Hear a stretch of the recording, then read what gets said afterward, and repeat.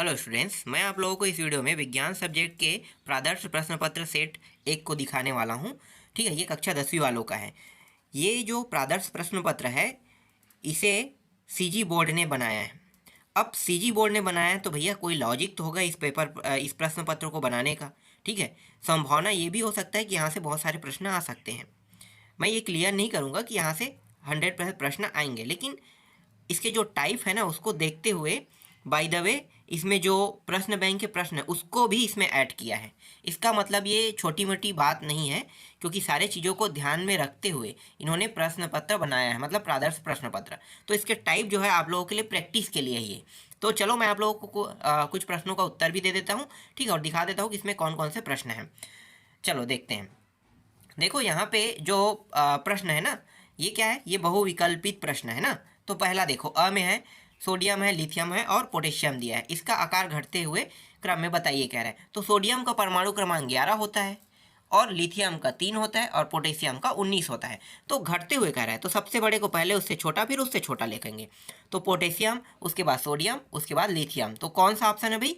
दूसरा ऑप्शन लेना है आपको। ठीक, आगे देखो। इसके बाद निम्नलिखित ऑक्साइड में से किसका जलीय विलयन अम्लीय है?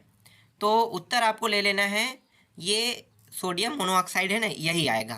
ठीक है, ये ए हो जाएगा, मतलब एक जो है यही इसका उत्तर होगा। उसके बाद देखो, एसिटिक अम्ल का IUPAC नाम है। तो उत्तर क्या लेना है? एथेनाइक अम्ल लेना है। ठीक है, तीसरा जो है यही होगा, एथेनोइक अम्ल है, यहाँ पे एथेनाइक अम्ल लिख दिया है। ठीक है, कोई बड़ी बात नहीं है, समझ गए ना। आगे देखो, ताप 27 सेल्सियस का केल्विन पैमाने में मान होगा। तो उत्तर क्या लिखना है? उत्तर आपको यहाँ पे 300 केल्विन ले लेना है, जबकि रियल में 300.15 केल्विन होता है। ठीक है, दशमलव पॉइंट तो दिया नहीं है, तो हमें क्या लिखना है? 300 केल्विन ही लेना है यहाँ पे। यदि वस्तु समतल दर्पण से 5 सेंटीमीटर की दूरी पर हो तो प्रतिबिंब की वस्तु से दूरी होगी। तो उत्तर आपको 10 सेंटीमीटर ले लेना है। यहाँ पे जो बी वाला ऑप्शन है इसको ले लेना है, अगर ये प्रश्न आता है तो। ठीक है, आगे देखते हैं। इसके बाद खंड ब देख लेते हैं। खंड ब में खाली स्थान दिया हुआ है। 10 ओम के 3 प्रतिरोध श्रेणी क्रम में जोड़े गए तुल्य प्रतिरोध का मान खाली स्थान ओम होगा। 10 या 30, 30 आ जाएगा यहाँ पे उत्तर। ठीक है, आगे देखते हैं। बी में दिया हुआ है, यदि किसी बड़े इलाके से सारे कीटभक्षी चिड़िया समाप्त कर दी जाए तो खाली स्थान प्रकोप बढ़ जाएगा। तो यहाँ पे उत्तर क्या लेना है? यहाँ पे लेना है कीटों का प्रकोप बढ़ जाएगा ना, तो कीटों का प्रकोप लेना है। ठीक है, कीटों का प्रकोप बढ़ जाएगा। आगे है, लक्षणों का पीढ़ी दर पीढ़ी पहुंचना खाली स्थान कहलाता है। तो इसे हम अनुवांशिकता कहते हैं। ठीक है, अनुवांशिकी या अनुवांशिकता भी आप बोल सकते हो इसे। वृक्क की इकाई नेफ्रॉन होता है। तो यहाँ पे उत्तर क्या लेना है? नेफ्रॉन ले लेना है। समतल दर्पण द्वारा बना प्रतिबिंब सीधा आभासी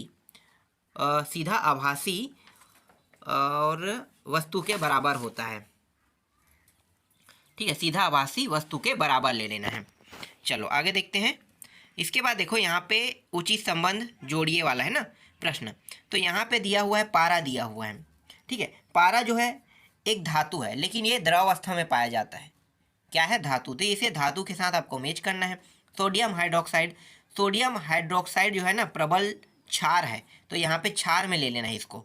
ठीक है, फिर डायनोमो ऊर्जा के सिद्धांत पर कार्य करता है, क्योंकि डायनेमो का जब यूज किया जाता है तो क्या किस लिए करते हैं? बिजली बना के, मतलब ऊर्जा, तो ऊर्जा का स्रोत आ जाएगा। विरंजक चूर्ण जो है पानी से बैक्टीरिया मारने का काम करता है, मतलब रोगाणुनाशी आएगा यहाँ पे।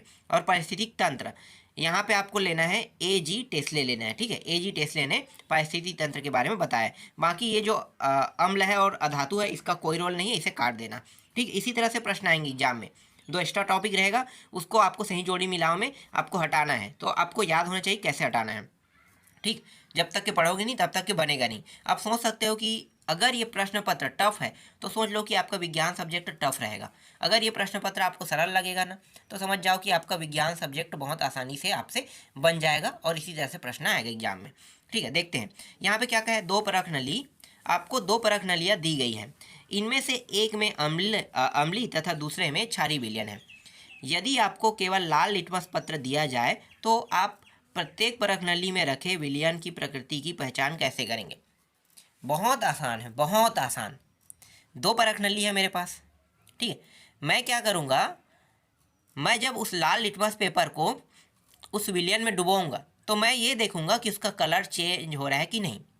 अगर पहले परख नली में कलर चेंज नहीं होगा तो इसका मतलब ये है कि वो विलियन अम्लीय है। अब दूसरा परख नली में उसे डुबो के देखते हैं तो उसका कलर जब नीला हो जाएगा तो इसका मतलब क्या है कि वो क्षारी है। समझ में आ गया।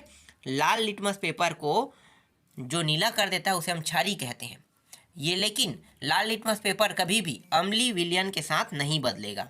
याद रखना, कलर नहीं बदलता है, वो सिर्फ क्षारी विलियन में ही कलर बदलेगा। और इसी तरह से अगर हम और देखें तो जो नीला लिटमस पेपर है अगर उसको डुबोएंगे तो क्षार में नहीं बदलेगा लेकिन अम्ल में वो बदल जाएगा। अम्ल में कौन से रंग में आ जाएगा, लाल रंग में। समझ में आ गया। चलो आगे देखते हैं। प्लास्टर ऑफ पेरिस का रासायनिक सूत्र लिखिए, इसके दो उपयोग लिखिए। देखो प्लास्टर ऑफ पेरिस का जो सूत्र होता है वो कैल्शियम सल्फेट और 1-2 मतलब 1/2 ऐसा जल होता है। ठीक है, मतलब कैल्शियम सल्फेट और जल यही होता है। ठीक है, मैं यहाँ पे लिख नहीं रहा हूँ, आप लोग देख लेना। Ca मैं बोल रहा हूँ CaSO4 1/2H2O होगा। और इसका उपयोग मूर्ति बनाने में और हाथ के जो टूटे हुए हड्डी है ना उसको जोड़ने में करते हैं। इसके बाद देखो नाभिकीय संलयन और नाभिकीय विखंडन में अंतर कह रहा है। देखो नाभिकीय विखंडन क्या होता है। नाभिकीय विखंडन होता है, नाभिकीय मतलब नाभिक। ठीक है, आप लोगों ने पढ़ा है ना नाभिक वाला, इलेक्ट्रॉन चारों ओर चक्कर लगाते हैं तो नाभिक में क्या पाया जाता है, प्रोटॉन और न्यूट्रॉन पाया जाता है। तो क्या करते हैं, बड़े जो नाभिक होते हैं उसमें न्यूट्रॉनों की बमबारी करते हैं, न्यूट्रॉन की बमबारी करते हैं। तो दो हल्के हिस्सों में टूट जाना क्या कहलाता है, विखंडन कहलाता है। ठीक, और संलयन, और यही जो दो हल्के हिस्से हैं ना ये जुड़ के ना नाभिकीय संलयन कहलाता है। जुड़ना संलयन होता है, टूटना विखंडन होता है, याद रखना। ठीक है, किन्हीं 4 नर जनन अंगों के नाम लिखे कह रहा है। बहुत आसान है। देखो आपको लेना है, एक वृषण लेना है, एक शुक्राशय लेना है, एक यूरिथ्रा लेना है और एक है शुक्रवाहिनी लेना है। 4 हो गया। ठीक है, और भी है, आप लिख सकते हो। पिरामिड, पारिस्थितिक पिरामिड किसे कहते हैं। ठीक है, ये भी 2 नंबर के, ये भी बहुत आसान है। देखो क्या होता है पारिस्थितिक पिरामिड का मतलब मैं आपको समझा देता हूँ। देखो जब एक पोषण स्तर से दूसरे पोषण स्तर में कोई ऊर्जा जाता है तो कैसे जाता है, मान लो उत्पादक है मतलब फसल है। ठीक है, फसल को हम खाते हैं तो वहाँ पे ऊर्जा कितना होता है, 100 होता है फसल में, मान लो। ठीक है, 100 है ऊर्जा। लेकिन जब हम खाएंगे तो उसके 10% ऊर्जा ही हमें मिलेगा, बाकी 90% वेस्ट हो जाएगा। ठीक है, उसी तरह से देखो अब मैं आपको पूरा समझाता हूँ। फसल को या शाकाहारी जो उत्पादक है ना उसको शाकाहारी जीव खाते हैं तो 10% ऊर्जा वो पा गए शाकाहारी जीव। शाकाहारी जीव को कौन खाएगा, मांसाहारी जीव। तो मांसाहारी के जीव के पास कितना प्रतिशत ऊर्जा है, 10। लेकिन 100 से 10 हुआ, 10 से उसके पास 1% ऊर्जा गया। तो इसी को कहते हैं पिरामिडी, पारिस्थितिक पिरामिड कहते हैं, क्योंकि इसकी आकृति जो है वो कैसे हो जाता है, पिरामिड के समान हो जाता है। क्योंकि ऊर्जा क्या कम हो जा रहा है इसलिए पिरामिड के आकृति के समान हो जाता है, इसको कहते हैं। ठीक है, इसके बाद देखो 7वां प्रश्न। का ताप 80 सेल्सियस है, यदि इसे 40 सेल्सियस वाले 1 किलोग्राम जल में मिश्रित कर दे तो मिश्रण का ताप ज्ञात कीजिए कह रहा है। अब ये तो सोल्यूशन वाला है तो सोल्यूशन करने पर ही उत्तर बता पाऊंगा। ठीक है, तो इसको देख लेना। उत्तर लेंस और अवतल लेंस में कोई 3 अंतर। देखो ऐसे ही मैं बता सकता हूँ, उत्तर लेंस और अवतल लेंस में 3 अंतर कह रहा है ना। देखो उत्तर लेंस क्या होता है, उभरा हुआ होता है। ठीक है, और अवतल लेंस चपटा हुआ होता है। उत्तर लेंस की फोकस दूरी, उत्तर लेंस से हम दूर की वस्तु को देख सकते हैं और अवतल लेंस से पास की वस्तु को देख सकते हैं। ठीक है, इस तरह से आपको सिंपल से उत्तर दे देना है, 3 अंतर निकल जाएगा। ठीक है, इसके बाद देखो 9वां फ्लेमिंग के बाएं हाथ का नियम। अब ये मैं समझाता तो थोड़ा लंबा टाइम जाएगा, आप लोग समझ गए हैं फ्लेमिंग के बाएं हाथ। तो बाएं हाथ का अंगूठा वाला जो तरीका है ना वो उपयोग कर लेना। ठीक है, कैसे करते हैं पता है ना, उसमें एक निशान बनेगा। ठीक है, कैसे जा रहा है, एक ऊपर की ओर एक बीच तीर के निशान की ओर जाएगा। ठीक है, तो उसको आपको थोड़ा सा समझाना है। हाँ, इसके बाद 10वां है जीवों के विकास में चयन एवं अनुकूलन की क्या भूमिका है, समझाइए कह रहा है, इसको भी देख लेना। ठीक है, इसमें समझाने वाली बात है तो उसको पूरा बताना पड़ेगा। ठीक है, इसके बाद देखो 11वां प्रश्न। ये 11वां प्रश्न है। ईसा ने 4 विलियन ABCD की सार्वत्रिक सूचक से जांच की, तब pH मान 7, 14, 1, 6 प्राप्त हुए। इस आधार पर बताइए कि कौन सा विलियन प्रबल क्षारी है, दुर्बल अम्लीय है, प्रबल अम्लीय, उदासीन है। बहुत आसान है, 4 ऑप्शन दिया है। ऐसे प्रश्न आ जाए तो आप लोग बना लोगे, मुझे पता है। देखो 7 जो है वो उदासीन होता है, 14 जो है वो एकदम प्रबल क्षार बोलते हैं ना, उसे हम कहते हैं प्रबल क्षार, अंतिम है उसका सिरा। तो 14 प्रबल क्षार हो गया। एक जो है वो प्रबली अम्ल हो जाएगा, ठीक है, क्या होगा, प्रबल अम्ल हो जाएगा।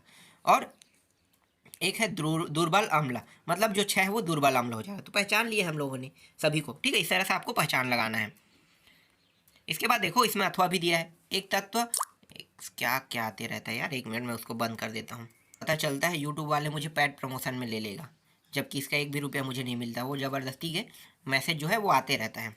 चलो आगे देखते हैं। इसके बाद एक तत्व का इलेक्ट्रॉनिक विन्यास 286 है, लिखिए कि, यहाँ पे देख सकते हो, ठीक है, 286। तो क्या क्या बताने, यह तत्व किस वर्ग का है, ठीक है, 286 क्या होता है भाई, 2 8 10 6 16, 16 किसका है, परमाणु क्रमांक मुझे याद नहीं आ रहा है, 16। पोटेशियम तो ज़्यादा हो गया, ठीक है, सोडियम, मैग्नीशियम और क्या क्या है, मुझे 12 तक ही याद है, ठीक है, देख लेना। 16 जिसका परमाणु क्रमांक होगा उसके बारे में आपको पूरा बताना है, ठीक है, ये चारों टॉपिक।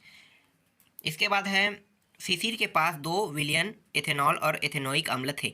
उसने दोनों विलयन में सोडियम का टुकड़ा डाला और देखा कि एक गैस निकल रही है, जिसके पास माचिस की तीली ले जाने पर पाप की आवाज़ आती है। इन क्रियाओं को रासायनिक समीकरण द्वारा दर्शाइए, कह रहा है, ठीक, इसको देख लेना। ये अथवा प्रश्न और है यहाँ पे, ठीक है, ये अथवा प्रश्न को भी देखना है।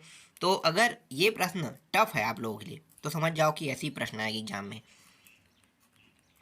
इसके बाद समझात अंग एवं समृद्धि अंग क्या है, उदाहरण देकर स्पष्ट कीजिए। इसे मैंने बता भी दिया है, ठीक है। मनुष्य में लिंग निर्धारण की प्रक्रिया को दर्शाइए, ठीक है। एक्स एक्स गुणसूत्र वाला बताने हैं हमको और ज़्यादा कुछ नहीं। एक्स एक्स और एक्स वाई क्या है, ठीक है, यही है मनुष्य में लिंग निर्धारण की प्रक्रिया।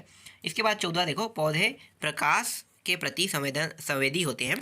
क्या आप इस कथन से सहमत हैं, क्यों या क्यों नहीं, ये भी बताना है, ठीक है।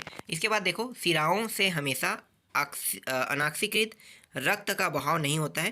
क्या आप इस कथन से सहमत हैं, क्यों या नहीं, ये भी बताना है, ठीक है। इसके बाद 5 नंबर के प्रश्न देखते हैं।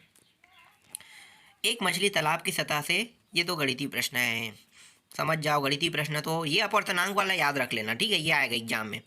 1.5 अपवर्तनांक वाला, ऊपर आपको याद नहीं रहेगा कोई बड़ी बात नहीं है, पर जबकि मैंने इन दोनों प्रश्नों को बताया आपको, ठीक है। इसके बाद देखो, विद्युत मोटर वाला है, नामांकित चित्र बनाना है और 16 के अथवा में दिया प्रयोग के ओम के सत्यापन का वर्णन कीजिए, कह रहा है, ठीक है। ये बड़े बड़े प्रश्न है, इसका उत्तर मैं आपको ऐसे बोल के नहीं बता सकता, छोटे प्रश्नों का उत्तर जरूर बता सकता हूँ, ठीक है। इसके बाद 17 है, 17 प्रश्न देखो, यहाँ पे क्या है, जंग लगने की, ठीक है। ये सारे जो टॉपिक दिया हुआ है क्या क्या है सब चीज़ बताना है। इसमें अथवा भी देख लो, जो बने वो बनाना है आपको।